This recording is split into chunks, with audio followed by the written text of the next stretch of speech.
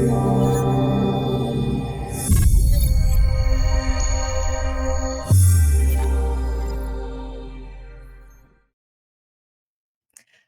and welcome to this episode of Nucleus Wealth and Power. Retirement planning might not be the thing you're most excited about doing, but certainly is one of the things that you can do that will have a profound impact on your quality of life. So today I'm going to chat with Natallia Smith from Tru Wealth Advice about some of the ways you can start to think about this important topic and the life choices that surround it. Natallia is Director and Principal Financial Advisor of Tru Wealth, a financial advice firm that specializes in helping pre-retiree successful single women, those who've never married, are widowed or divorced, to manage their financial affairs and achieve financial independence. I'm Shelley George, Chief Operating Officer at Nucleus Wealth. I'm coming to you today from the lands of the Gadigal people of the Eora Nation. A really important note to please keep in mind is that any advice in today's show is general in nature, and so it won't necessarily relate to your personal circumstances. But if you would like to discuss anything, you can get in touch with Nucleus Wealth or 1300 623 863 or contact at nucleuswealth.com. Or of course, you can get in touch with Tru Wealth as well at truwealthadvice.com.au. So here's our conversation. I hope you'll enjoy it as much as I did. Can I just get your name and your occupation? Natallia Smith. I'm a financial advisor. Fantastic. Perfect.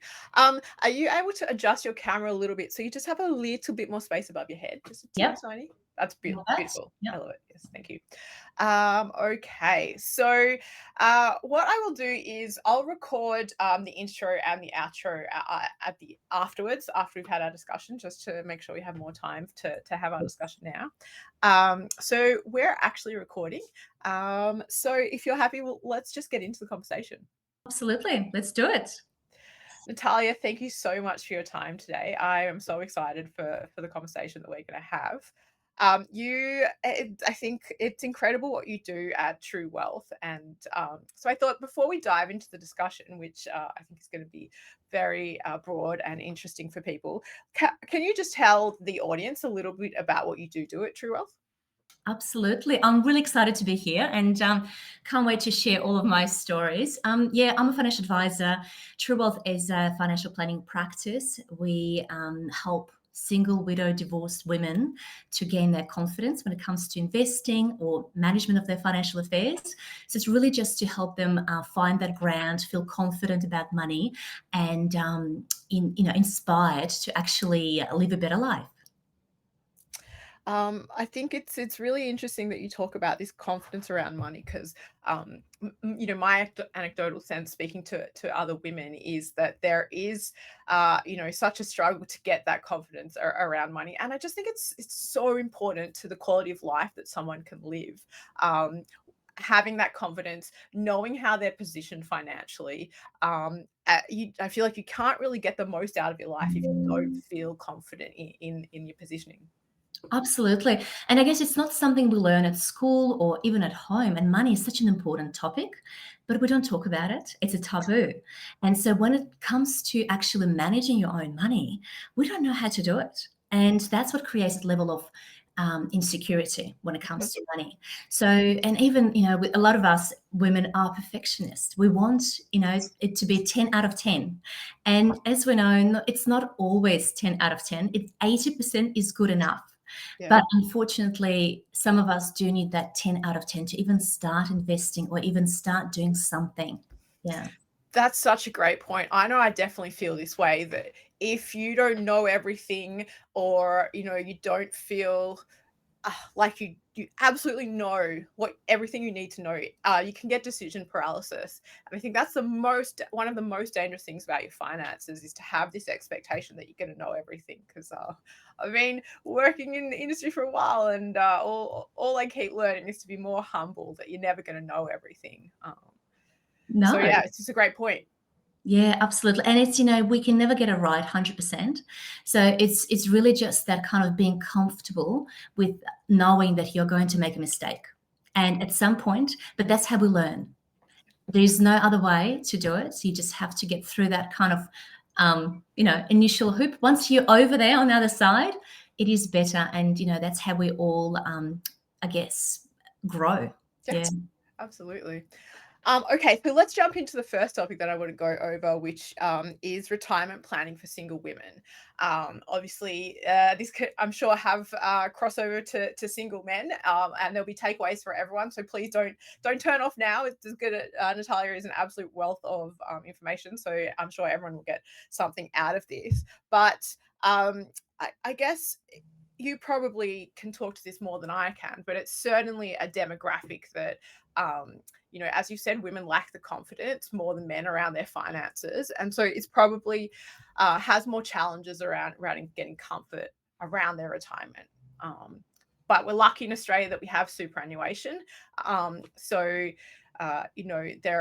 certainly, I don't know, how should I put this? Opportunity there for you to make an impact on your retirement outcome by taking steps now. Absolutely. And I guess, look, the earlier we start, the better. And sometimes that's what I always try to tell to all of my clients. The earlier we start, the better. And we don't really see ourselves in 20, 30, 40, 50 years. We are really much, in the today moment when we live our lives. So it is really important to picture ourselves. Okay, what is my life going to be like when I am 60 or when I'm 70? And I know it's sometimes very confronting, but it does help to understand that you need to start saving, you need to start investing, you need to start putting money into super. And I guess that's probably the first step. And when we start approaching our retirement, it's all about preparation. It's like anything. We need to have a plan. If we're going to Italy on a holiday, we need to know where we're going, what are we going to do there, itinerary, how much money we need, all of those things. A very similar process. Let's just have a bit of a plan to retire. And that's kind of sometimes is all we need. Fantastic. Okay. I love to go through the steps of constructing this plan. But before you do that, you've already answered it, Mike. I was going to start off with what is the best age to start thinking about this? But maybe can we drill down a little bit more into that and sort of maybe, I don't know, do you approach it differently how you think about this at different ages? So when it's 50 years away, would your approach be a little bit different to when it's 5 years away or in between? As an advisor or as a client? Well, as a client who's thinking about this for themselves, as the listeners who are out there who are wanting to start to try and think about their retirement, get across it, get comfortable about what they might need, Mm. would they approach it differently depending on how far out it is, or is it pretty much the same? It is different because we do have different needs in different life stages. When we are sort of starting out, we've got maybe in their 20s, it's all about learning, it's all about experiencing. In their 30s, having family, 40s, career, 50s, maybe that's kind of where we start thinking about that kind of retirement. So I guess probably in your 50s, that's where people start thinking more about it. And it is just a really different life stage for them. But the earlier the better, as I said. But absolutely, if we can start thinking about, okay, what do I actually need? And our lifestyle, do we want to, we don't want to compromise our lifestyle. So I guess, do I have enough? Will I have enough? And how do I know that? That is a big question, isn't it? Absolutely. Okay. So, before I ask you again, before we get into the planning, so you've said the earlier the better for thinking about your retirement. Can you explain to the audience why that's the case? Because of that amazing wonder of the world of the compounding interest. So obviously, the earlier we invest, the more money we'll have in retirement, and it doesn't happen overnight. It does take a while. We build wealth slowly. That's unfortunate. There are no quick fixes, and nobody can just magically wave a wand and give us that pool of money to draw from in retirement. We have to start early enough, and it does take a while.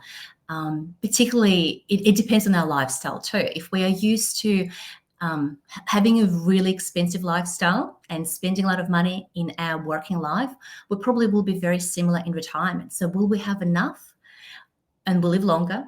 If we are to retire at 60, we might have another 30, 40 years of our retirement.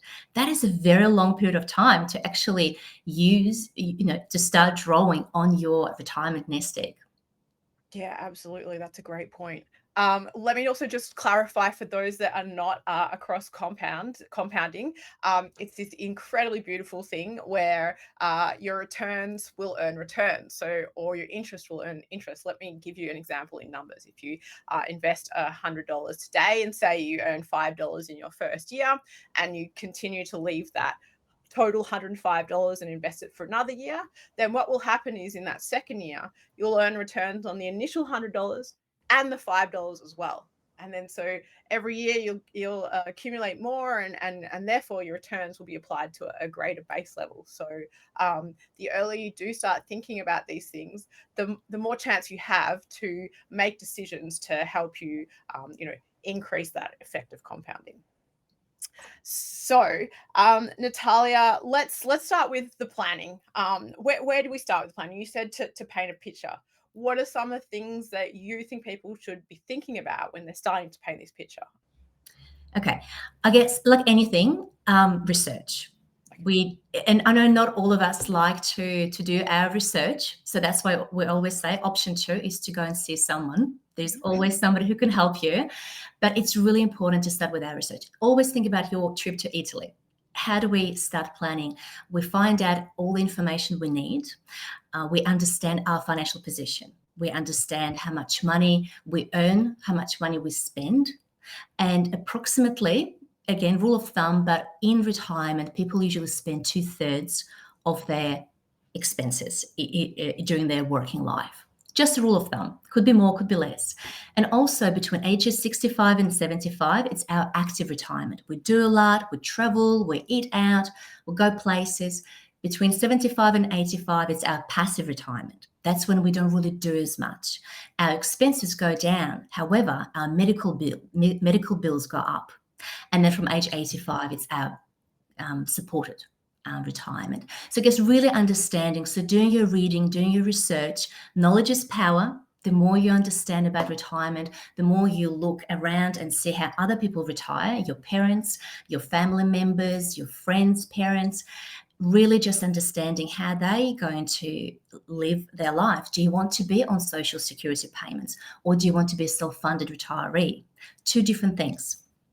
Would you like to have an active retirement where you spend all your money in your retirement and leave nothing to your children or anyone else? Or do you want to leave that legacy to your children and spend only what you need? So there are a lot of all of those questions, really trying to understand. But the most important one is, and there are a lot of calculators out there, beautiful calculators. Once we know how much we need to spend in retirement, and usually it's 2/3 of what we spend today, how much money do I need to accumulate to ensure that I will have that money coming from my investments, superannuation, in retirement for the rest of my life? Fantastic. Okay. So I actually just wanted to ask you about this 2/3 number. Is there sort of a theoretical reason for where we get that from? Is it because normally by retirement we've paid off a house, or is there another, I guess, fundamental reason why that might be around that level? Yes, I'm sure that I can't remember who's done that research, but it's based on that we do usually when we work, we do spend more money. It's more traveling, I guess, more eating out, more buying clothing. Where in retirement, it would do slow down a bit, but obviously our holidays might look very different, but it's more of a I guess planned expenses where before retirement, we do have a lot of other considerations. Children, I do have some clients that come to me and they say, look, I'd like to help my children. And that's just sometimes hinders our retirement plans. Yeah. Okay. Absolutely. So you mentioned as well that there's a lot of calculators that people can use to help them with this. Are there some that you would recommend them to use?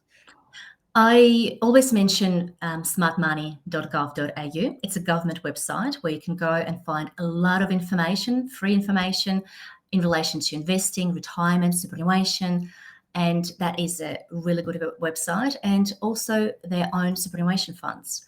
Everyone has a superannuation account, everyone who works. And if you go to your superannuation funds website, most likely you'll find those calculators. All right, perfect, fantastic. Um, Okay, so it feels like to this point in time, we've been speaking about retirement planning more generally.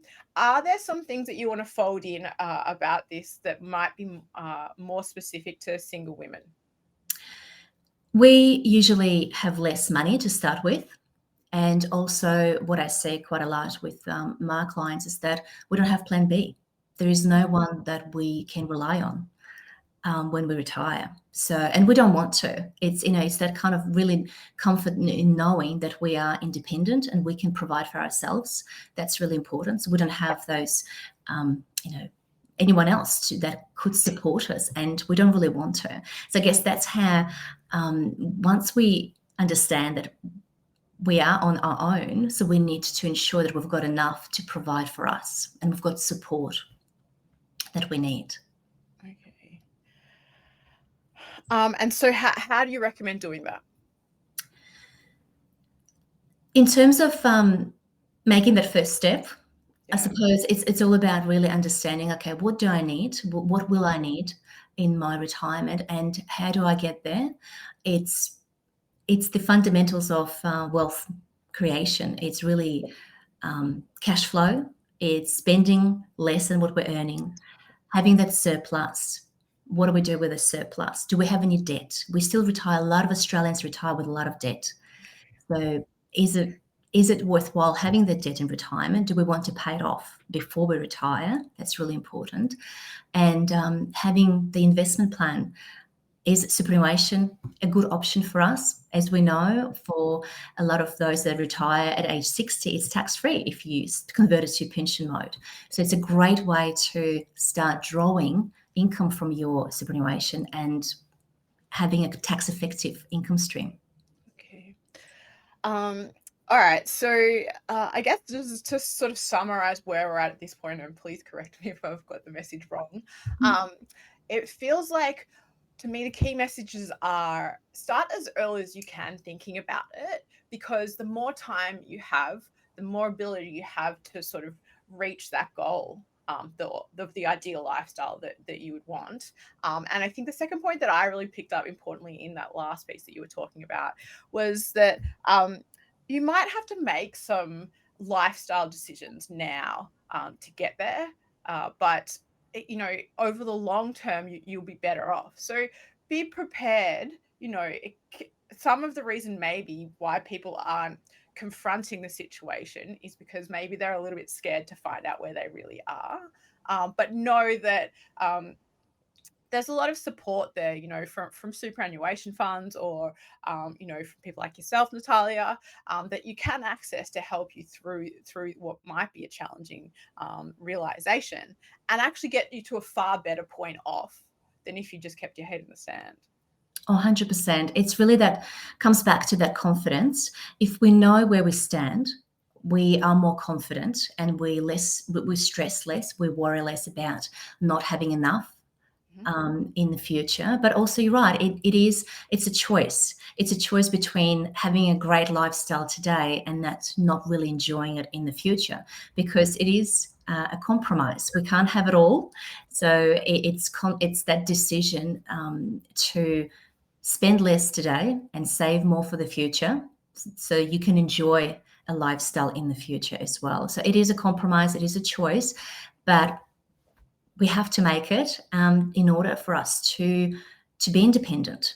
And that's extremely important. And to give you an example, I had a client the other day where she received a small inheritance 30 years ago. And her advisor at that time recommended to invest that money. And she kind of really forgot about that money. And 30 years later, she is now near her retirement. She's retiring in 2 years' time. And she found out that she's got a substantial amount of money that she can actually live off. And that gave her so much more confidence. And she couldn't believe it. She just forgot about that lump sum. And it was a bit of it's an interesting story because it does happen. Doesn't happen that often. Not as often as we might all like. No. But it just shows, going back to that compound interest, it shows how if you do all the right things, you look after your money, it will pay you back in the future. And that's what's really important. Yeah. That's a great story. Thanks for sharing. I loved what you just said about it being a choice. It's a trade off. Um, Maybe not. Yeah, it is to some degree a trade off. Between now and then. But when you actively, address that trade off and that choice, then you get to make the decisions that are best for you. Whereas again, if you put your head in the sand, it's not that you're not making a decision. You are making a decision, but you're just making it without information. And so if you looked at your situation and were like, you know what, I'm happy to keep living like I am now. Maybe think I want to work a bit longer, or I'm okay for that change in lifestyle when I go into retirement. But at least make it an active decision instead of a passive one. And also, there are some times, instances where we don't have any control over circumstances. Again, going back to another client, she had to retire quite early because her parents refused to go to an aged care facility, and she had to look after them. She had to drive them to different appointments every day, and she had to retire earlier than she wanted. And from a financial point of view, it wasn't the best decision. So there are sometimes situations in life where they're out of our control, or we choose certain paths, or health. That's another extremely common case why people actually retire earlier. And again, there were a lot of studies done where people, they've asked people, oh, when would you like to retire? And everyone sort of planned quite later in life, but they actually asked the same people years later, and they've actually retired early, much earlier. And it's because of those circumstances where there were either maybe redundancies or health issues that they had to go through. Again, helping children, we see that a lot. And it's just, yeah, so knowing that, yes, you do have that option to work longer, it's great. But what if? And it's all about having that plan B and plan C, because sometimes life does not go according to a plan. So we have to be flexible. Absolutely. Okay, fantastic. All right, so getting back to our plan, we've talked about having, using some of the calculators out there to understand where we are financially now and where we might need to be. So, are there any steps after we've done that we need to think about? Well, I guess it's really important to review your investments, and superannuation is a big part of our retirement pool. So, really, in understanding superannuation as well. And I know it's very confusing. That's the feedback I get from a lot of our clients. They say, look, I'll look at the statements and I just don't understand what they mean. And it's so true. It is quite difficult sometimes, particularly if you're not a numbers person. You really like to see things differently and understand things differently. We all learn different ways. So I guess once again, those superannuation funds or any other providers, they do have a lot of educational sessions where we can go and listen and really explore, understand what it's all about. If it's a superannuation account, but also, do you have any wealth outside of super?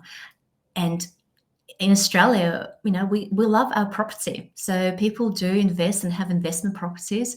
Again, just really trying to understand, is this going to be still your retirement plan? And I did have a lady one day, she came to us and she had, I think, 7 investment properties. And that was her retirement plan. And it's sort of like, it's okay. Maybe it's a good plan. You think about it. It's 7 properties, but unfortunately, they were costing her more money than what she was getting, income she was getting from those properties. So it wasn't really working for her. So again, it's all coming back to those, fundamentals of investing is diversification. Don't put all your eggs in one basket. Don't have just one strategy. So having a variety of different investment options is really good, because sometimes things don't go the right way, and it's good to pivot to and have a different strategy at some point. But understanding your financial situation, what investment options suit you best. We talked about superannuation. Obviously, it is just a structure, a tax structure. What's inside that superannuation account is another conversation.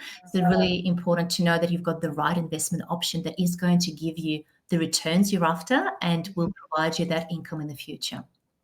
All right. So also comes back to research again. And the Smart Money website, excellent place to start really when you're doing research.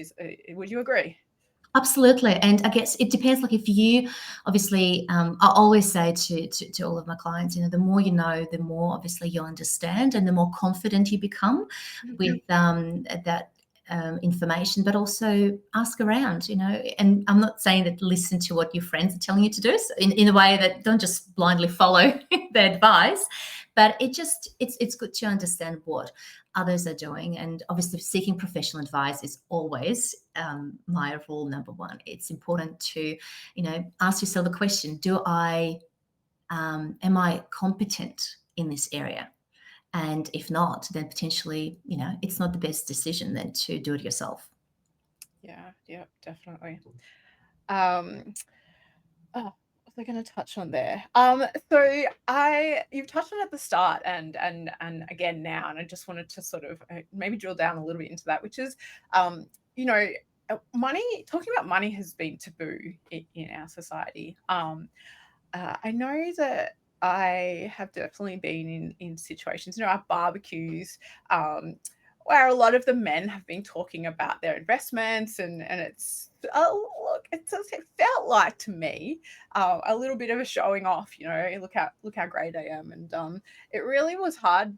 I was working in finance, but I still felt like I was on the outside of these conversations, and so some of the conversations are going on, but I feel like there could be more. So I love that you suggested that, and again, be critical, but have them. Like, I think we need to tear down this taboo, this wall. And look, it's like in anything, you surround yourself with people that are successful, and you see how they live their life and what they do with their money. It's you learn from others, and it's just one of those, I guess, principles in life that it's very similar. It can be applied to your financial planning. It's all about understanding, obviously everyone is different and nobody's going to tell you the truth. 100% it is. But I guess we do learn from other people's mistakes, and it's and from our own mistakes too. So it is good to listen, to get that knowledge, but also do your own research. And unfortunately, we are, as human beings, we know we've got a lot of biases, and that's again having that awareness, understanding if you've made a mistake, reflecting on that and thinking, okay, why did it happen? Because sometimes what I see is that people come to us and say, look, I don't like shares. I've invested once and I've lost money and I don't want to do it again. Which is, again, it's kind of that fixed mindset where it's all about, okay, let's think about it. Okay, you've had a bad experience, yes, but doesn't mean that your next experience is going to be bad as well. No. So it's all about learning. It's okay to make mistakes. Obviously, we don't put all of our eggs in one basket again, but having those experiences are really important to grow, to do better. I love that. So it's like having a growth mindset to grow your money. 100%, yes. Excellent. All right. Okay, so we've done planning. Where are you now? Where do you want to be? Reviewing your investments. Is there anything else on the list that you'd like to add? I guess awareness of that we are not perfect. And I guess, yes, it's always, nobody knows the answers. It's always a learning. So just really, staying in touch, being consistent. I think that's really important, because sometimes, we get excited, we do something, and we forget about it. So it's very similar to, going to a gym or going and having a personal trainer. So you just need to have that consistency in your life. Financial planning, it's very similar to your health and, other goals. So it just really stay the course. And because the markets are brutal sometimes, people lose money and they get really worried about it. And because we are, again, as human beings, we don't like that risk. We're risk averse. We want to avoid risk at any cost. So we sometimes make mistakes and we sell at the bottom and we buy at the high. So really important to understand, and I guess reflecting on our experiences and being consistent, not trying to another example, we had a client one day. She came to us and she did everything right. It was just unbelievable how well educated she was when it came to financial literacy. fantastic, really well structured financial life, which was really good. And she was saying, and she was quite sort of eager to do something else. And she was saying, what else can I do? There's something that I'm missing. And sometimes actually doing nothing is a strategy too. And but again, it's our brain. We want it all, and greed and fear. It's just always there. So nobody can have it right.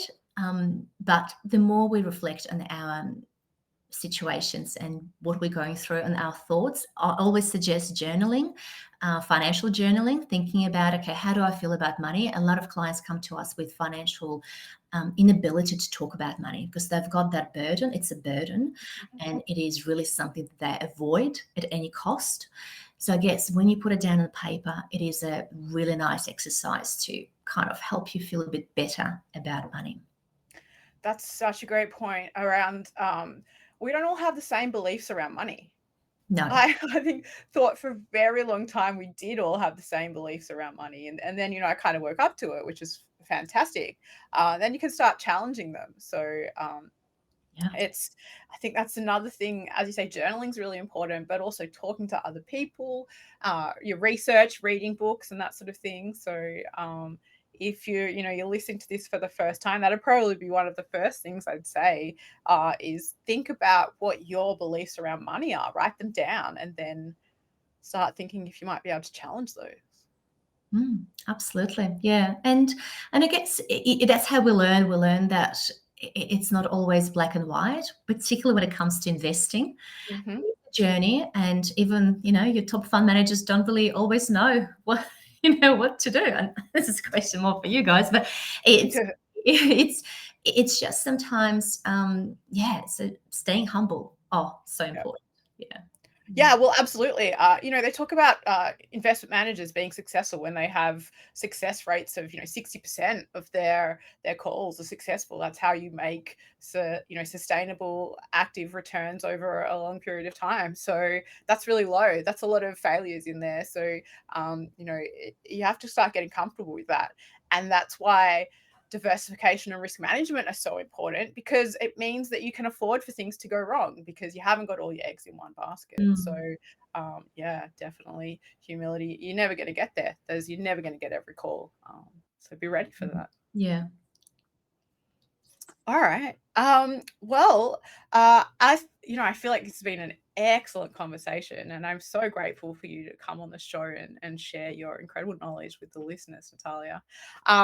Do you want to have any last thoughts before we close off? Or shall I just ask you to let the listeners know where they can get in touch with you and hear more and read more from you?